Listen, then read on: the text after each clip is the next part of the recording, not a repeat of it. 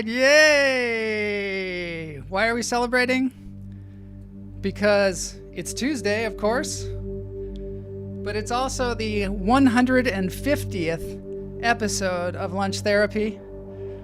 Going strong, having fun, doing some therapy. I'm not a licensed therapist. However, people are getting great results. Great results from the technology of Lunch Therapy. This is a place, for those of you that don't know, it is a place where we step aside from the crazy crap that's going on in the world. Thanks, Chris Shane. And we get somebody on the show like Chris Shane or somebody fun, and we have a really good time. Or sometimes it's just me, like today. Just me, but that's fun too. Matt Wright says, woohoo! Yeah, 150. So, thank you very much. Congratulations, Dr. Marshall. You know, if I do this enough, maybe I'll get a doctorate in lunch therapy. I'm just really glad to have everybody here. Let's get into the show. I do want to remind you, subscribe, especially if you're on YouTube, or if you're not on YouTube, get over to YouTube, click on the little hummingbird, or just hover over the hummingbird, hover like a hummingbird, and it'll say subscribe, and you just click on it, click the little bell, it'll give you reminders just in your email. And come on in. It's time for Lunch Therapy number 150.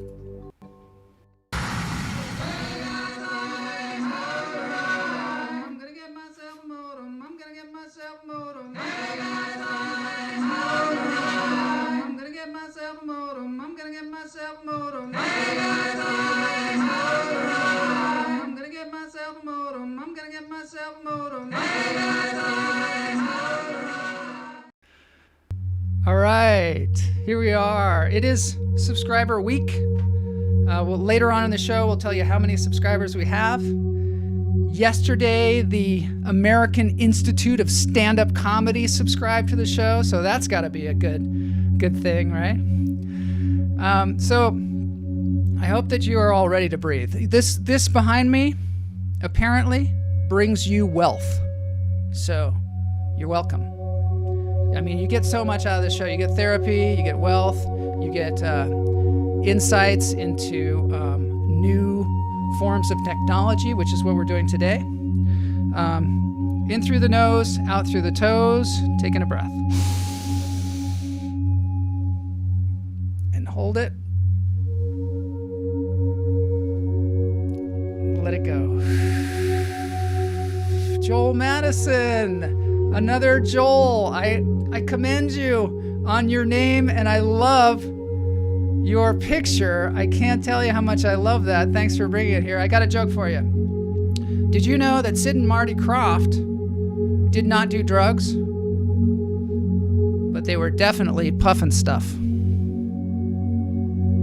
There you go, Joel. I don't know how many people are here, but, you know, not a ton. In order to get a ton, we need to get some subscribers. So Joel, if you can tell all your friends about Lunch Therapy, I would love it. Let's see what Camel Lopez says. You're looking very golden and glowy today, Dr. Marshall. Thank you very much. Joel. Yeah, head on over to YouTube. Head on over to YouTube, subscribe, click on the bell, and we're going to take in another breath. In through the nose, out through the toes. Hold it. And let it go. We are streaming today to Instagram, to Facebook, to YouTube, to Twitch, and to Periscope. Why do we want more subscribers? Because we want more people. More people, the more fun. In through the nose, out through the toes. Hold it. Let it go. This is also a very interactive show, so if you post a comment, often I put it on the screen. That's one of the benefits of it being a small show, is that we can communicate together. I don't know what will happen when there's like a billion people in in the chat room, and it's just flying by. So let's enjoy it while we can. Smoke them if you got them. Subscriber update is next, because I'm obsessed with the subscriptions.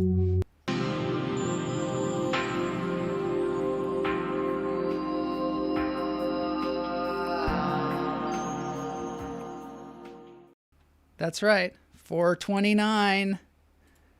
Watching from English class. Right on. Welcome. I love it. I love it. You'll learn some stuff today because there's, while learning English, you're going to learn about enhanced computer, robot technology, artificial intelligence. Yeah, it's too early to smoke them. I didn't really mean it. It was just kind of one of those funny things. Smoke them if you got them. I don't advocate smoking of any kind on this show. I don't smoke. This is therapy, This is therapy. Some people, though, smoke things for therapy and makes sense for them. I'm going to show you something now that might be disturbing. It's Jeff Lohman. He's one of our regulars on the show. I'm not going to show you Jeff. What I'm going to show you is what he found in his Thailand. I think it's in his house. Check it out. I'm not going to kill it. What? He's one of God's creatures. He says, I'm not going to kill it. It's one of God's creatures. And I think that's very magnanimous of him. That is a scorpion. One of the things you have to be wary of sometimes in different places where I don't know, where, maybe we have scorpions here. I don't think so. But you have to check your shoes. I know when I was in India, they said, check your shoes because there could be a scorpion in there. You put your foot in there. Ah! All right, so that was a little scary. Let's just see it again. I'm not going to kill it. What? He's one of God's creatures.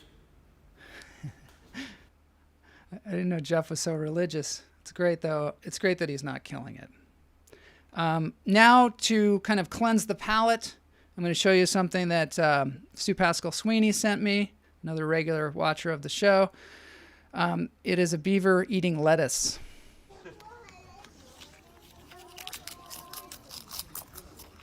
So we love to watch, on this show, we love to watch animals eat things like grapes. Ducks eat grapes.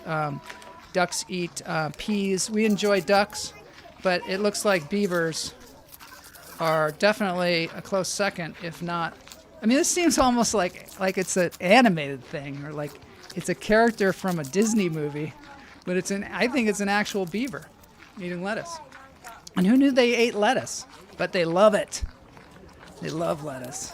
Kind of looks like cabbage, perhaps. All right, we're moving into the show. Moving into the meat of the show now. So get ready for the future.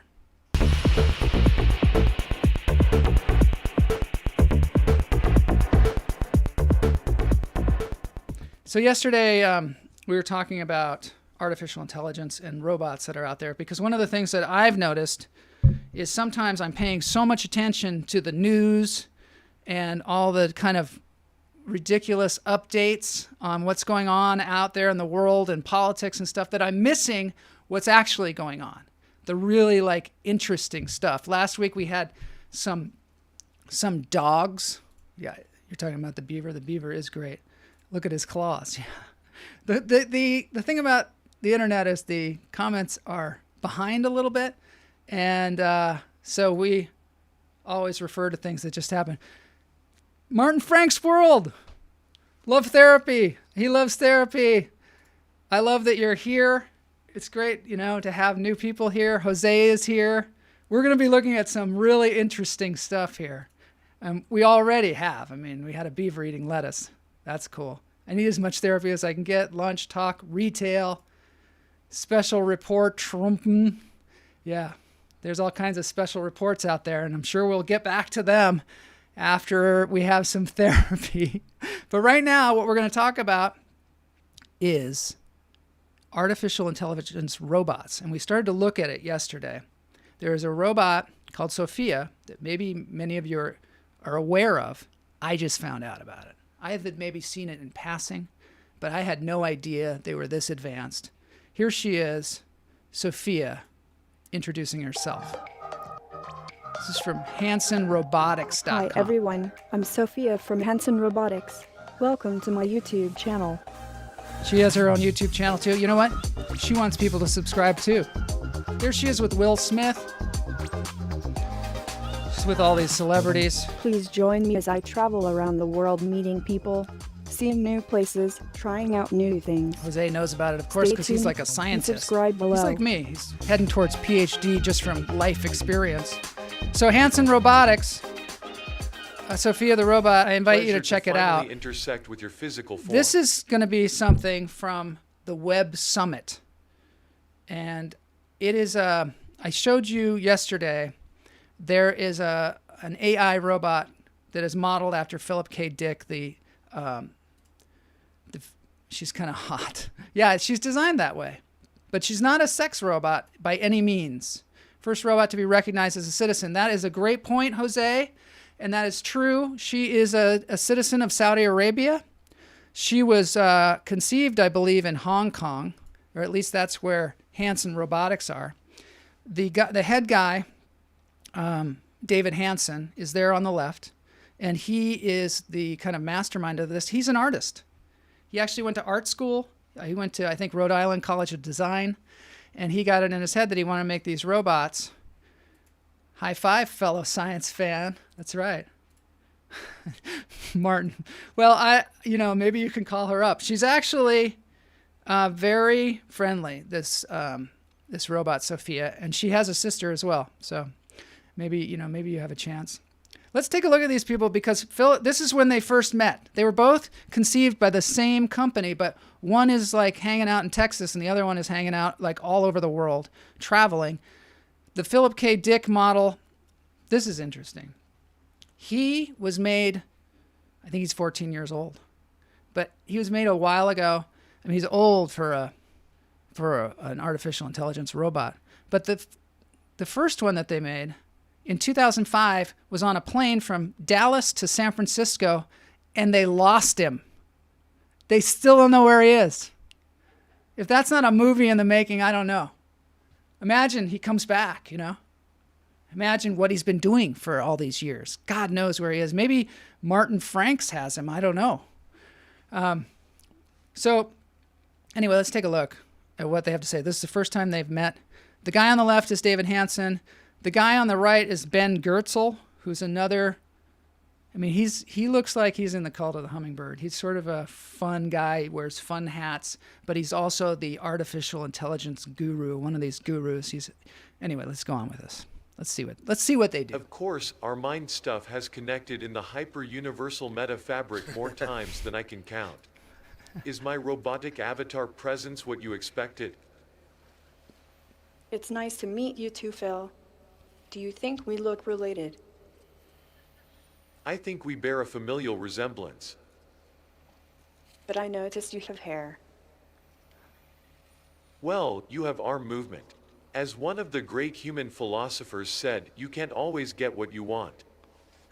See, I want to point That's out so they wa- always compliment us, these robots. They're always complimenting humans, and maybe they're not as intelligent as humans yet, but I think you can all see how your Echo Dot or whatever is starting to gain intelligence, and you just think, well, maybe a few years they'll be more intelligent than us, but they need us right now, so they're very complimentary. Of you, Phil. Is that why your hair is gray? Your hair is gray. My she hair says. is synthetic, but it represents the death of pigment cells in hair follicles due to age. But I am old for an android at the withered age of 14. I'm sort It's weird. I keep stopping this. Sorry, but it's weird because Ben Goertzel is there, and he's one of the AI creators. Very interesting guy. He's with something called Singularity.net, and he's laughing like he doesn't know what this robot's going to say. like your great-grand droid. I remember being 3. Those were good years.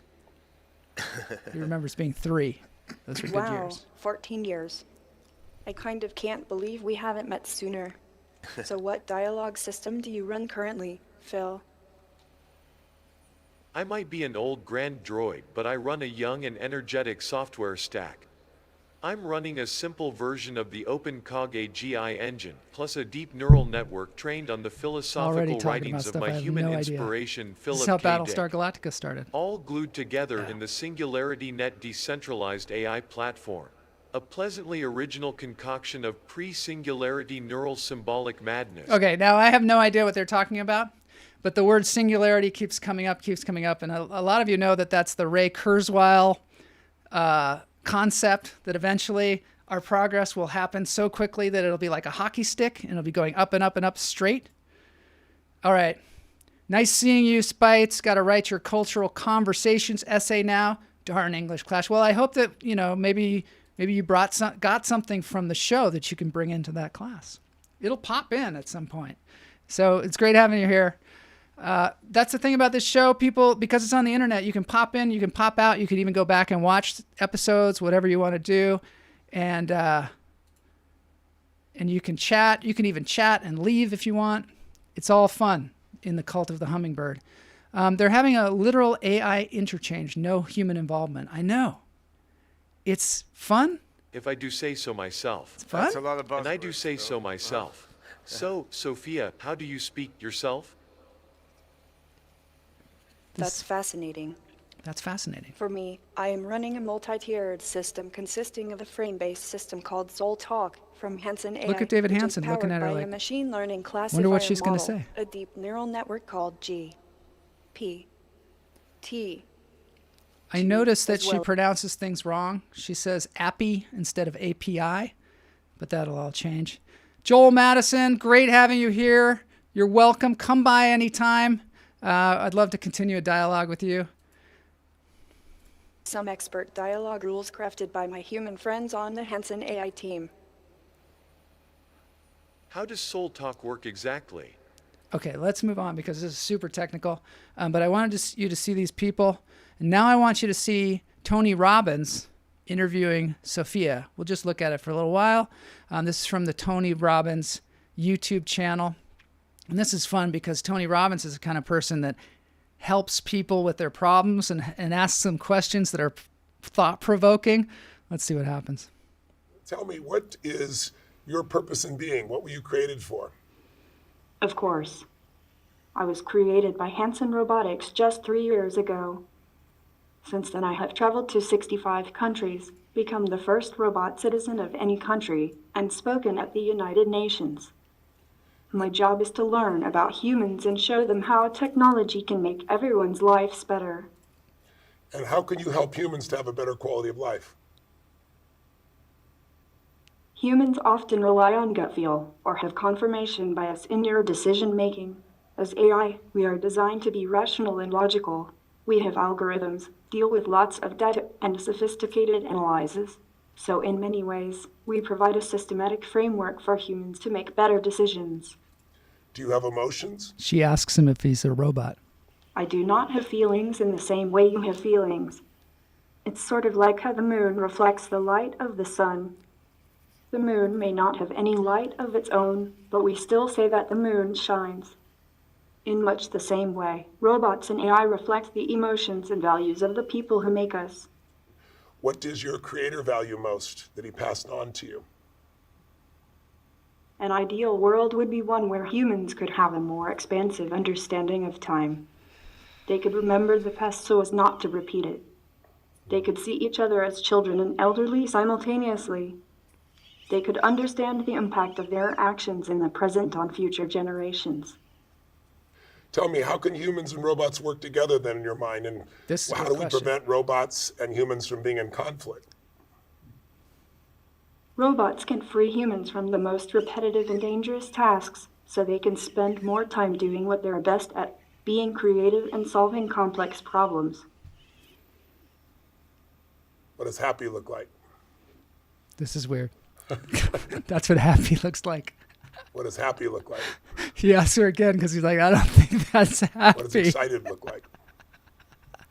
What's excited look like? She's like, That might be shocked. How can we get robots to feel? Is there such a thing possible? I know that humans feel like they have free will, but my observation tells me so much behavior is automatic. I'm doesn't not think sure we have humans free or will. robots are too terribly different. Humans have identity, but they also share many things and have automated processes.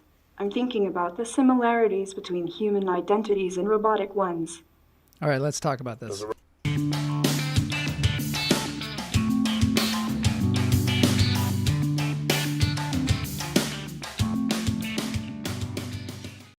Okay, you can watch the rest of that on Tony Robbins' site, on David Hansen's site, on Hansen Robotics. But I just wanted to talk about this for a moment now that we have seen what's going on out there. And maybe a lot of you knew about this. I did not know about this. I didn't watch Jimmy Fallon when she was on there. I didn't see Will Smith try and kiss her. I don't know.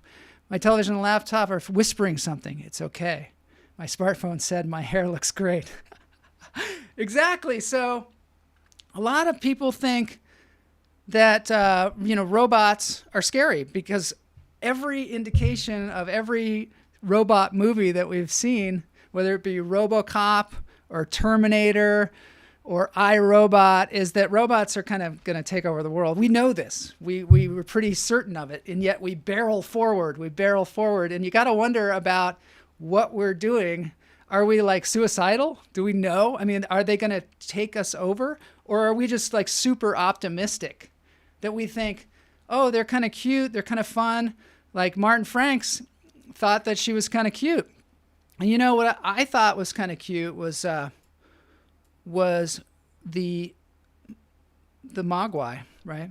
I thought that Mogwai and Gremlins was cute.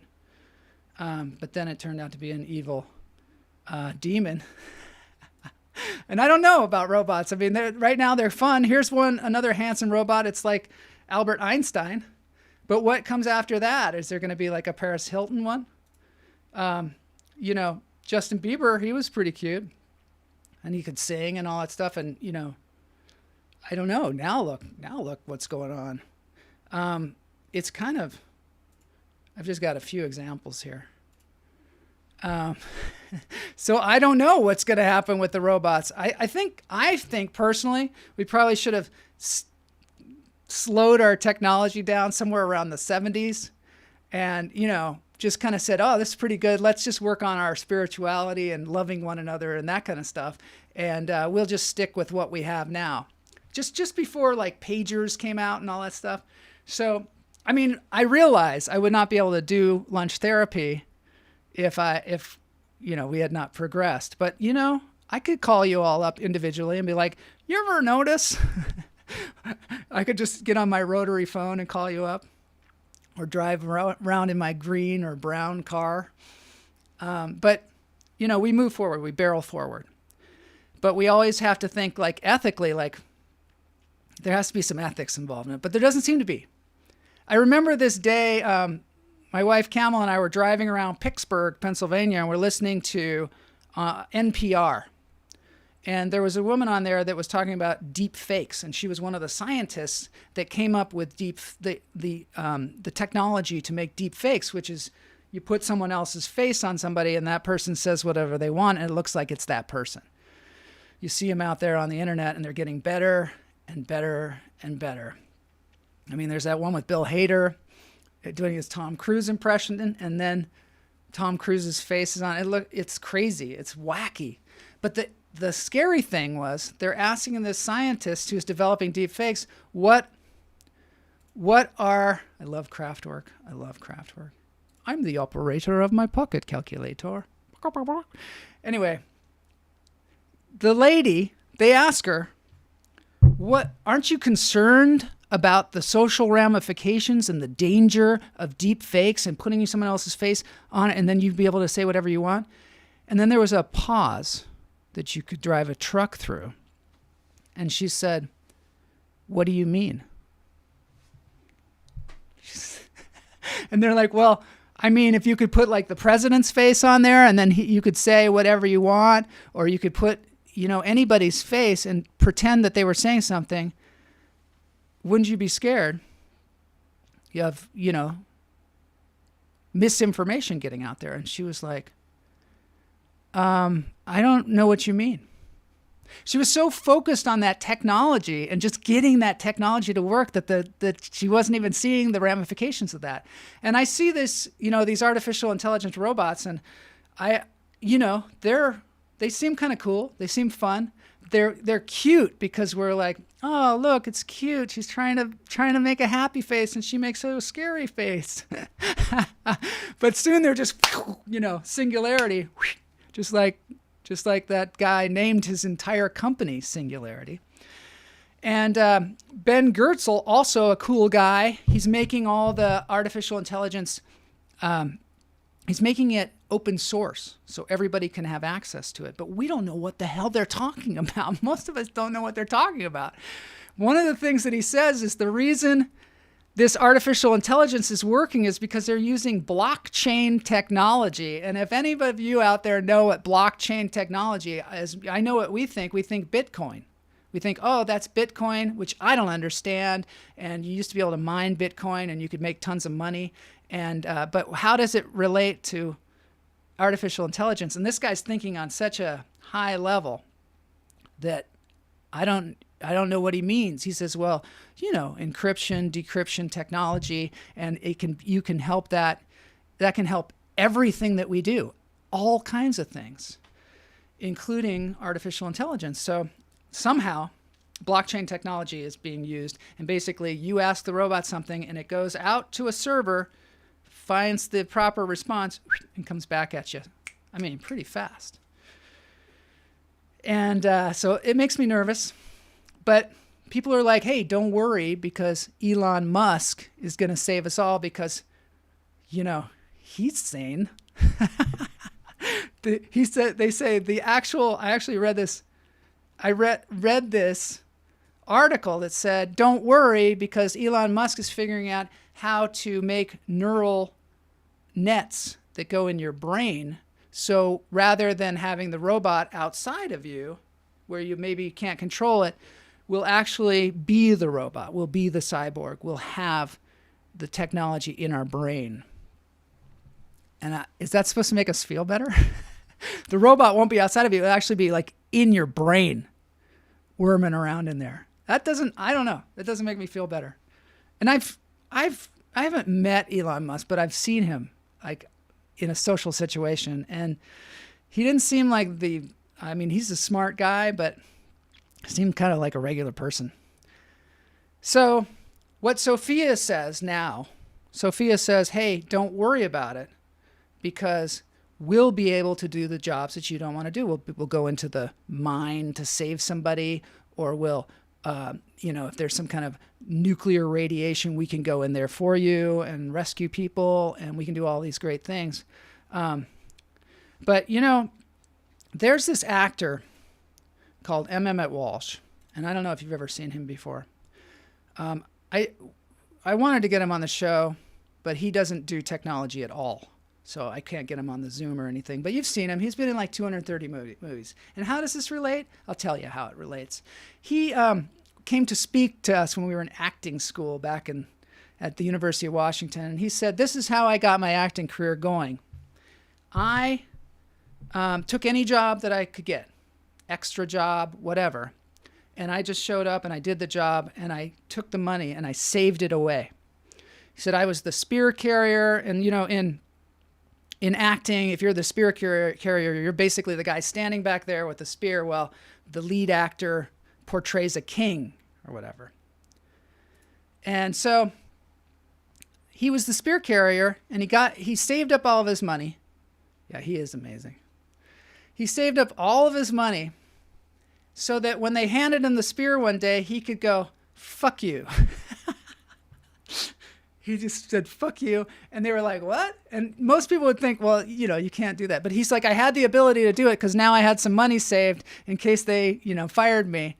So what he found was when he handed him back the spear, they were like, oh, we need to give this guy some lines. So they started giving him lines, and that's how he built his career.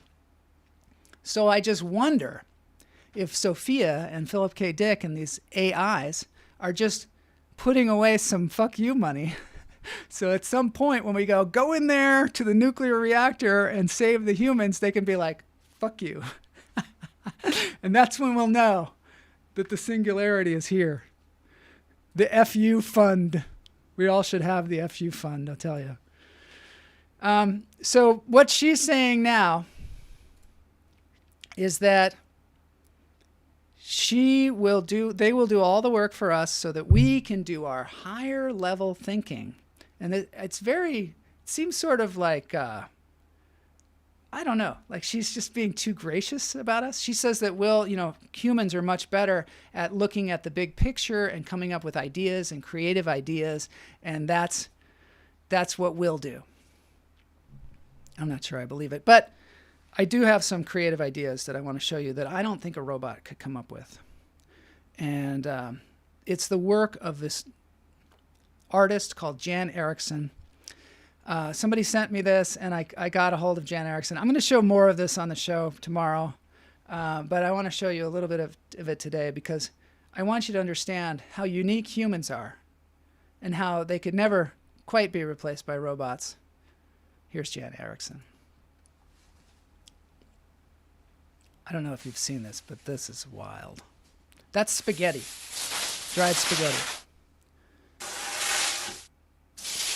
Dave said, this is the most wonderful dude you'll ever see. Something about this is sort of therapeutic, I think. It says don't try it at home.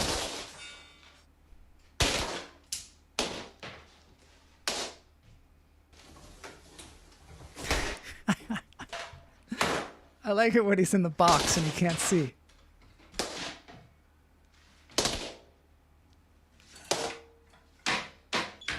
No robot would ever come up with this. Sophia and a million robots with a million typewriters would never come up with this. Let's see what's in. Sapiens. I am reading that book as well. That's for the Book of the Month Club. Oh, right. Ganelle, you came in here right at the right time. We're watching the wonderful Jan Erickson. Can robots play? That's a good question. This guy's playing for sure. I love the Spaghetti Man. I do. I love the Spaghetti Man too. Anyway, I invite you to check out Jan Erickson. We got to move on to the dance break. Let's go out into space. All right. Well, this is a fun 150th show. I learned something. I hope y'all did. We're moving into the segment called Dance Break, which is the end of the show. And what I do is I find somebody out there on the internet playing the cover of a song, and I feel like they're doing it brilliantly. It's totally my own subjective taste. A lot of times, the cover is a song that originated in Seattle. I'm not sure why. Maybe that's just my tendency. Hopefully I can find a Gas Huffer cover sometime. That would be really fun. But right now I've got an Alice in Chains cover. Let's see what Matt said, speaking of Gas Huffer.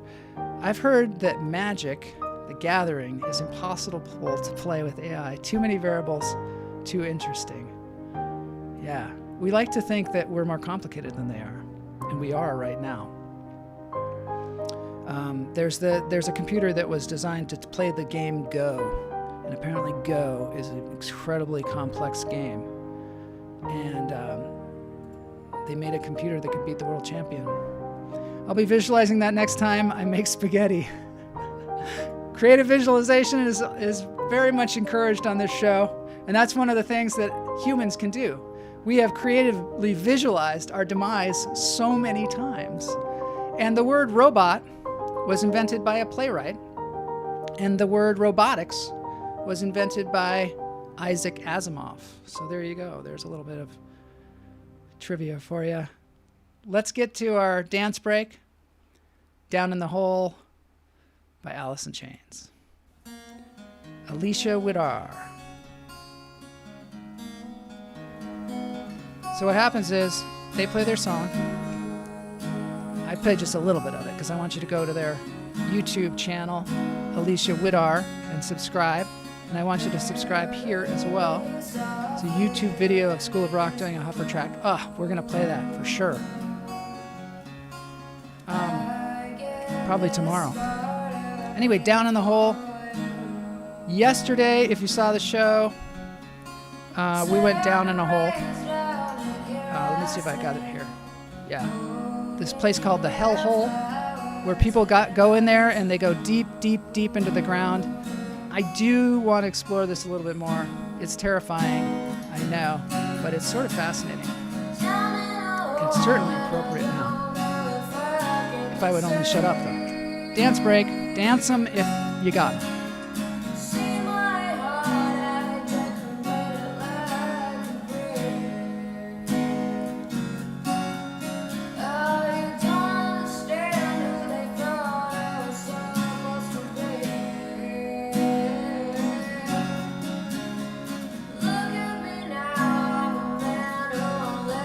We are not at 500 yet, but we're getting there. We're getting there. I want to give away a prize at 500, maybe a shirt, and maybe one at 450, but I don't know the rules. But obviously, I'm not that great at rules. All right, we'll see you tomorrow. I told you that Sethward was going to be on tomorrow. Apparently, he got a job of some kind. The nerve of him, and he's going to be on next week instead. So tomorrow. Who knows what's going to happen? Lord only knows. We're just some of God's creatures, according to Jeff Lohman. Let's get 432 before I sign off. There's 12 people that I could see, maybe on YouTube. I don't know. But anyway, if anybody could subscribe before we get off the air here. During the outro, get one more subscriber.